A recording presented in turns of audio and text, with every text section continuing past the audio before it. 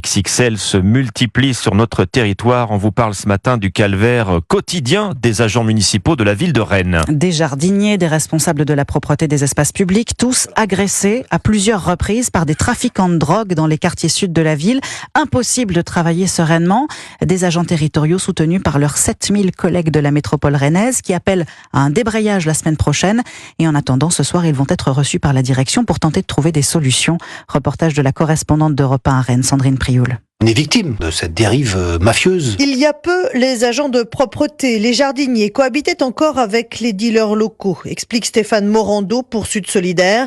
Mais aujourd'hui, ils ne sont même plus sûrs d'exercer leur mission de service public sans danger. Les points de deal sont à la prise de Parisiens et de groupes marseillais, ce qui crée toute une tension aussi. Il suffit d'un coup de débroussailleuse près d'un arbuste ou autre où étaient cachés des stupéfiants. Si ceux-là ont été abîmés, ils vont venir filmer les agents et diffuser sur différents réseaux sociaux. Voilà, ça devient craignos, des munitions ont été retrouvées, des armes, etc. Pour la CGT, Laurent Quéron demande donc à sa direction de prendre conscience de l'urgence. Les agents sont là pour travailler au mieux. Ils ont été souvent considérés en première ligne lors de la pandémie, mais là ils sont en première ligne aussi de cette fracture sociale, parce que bon, on n'en sort pas. Et de cette dérive de trafic, voilà, c'est un autre monde. Une prime d'attractivité, mais surtout le moyen de travailler en binôme. Il en va là de la sécurité des agents, affirme sa déléguée du personnel. Sandrine Prioul.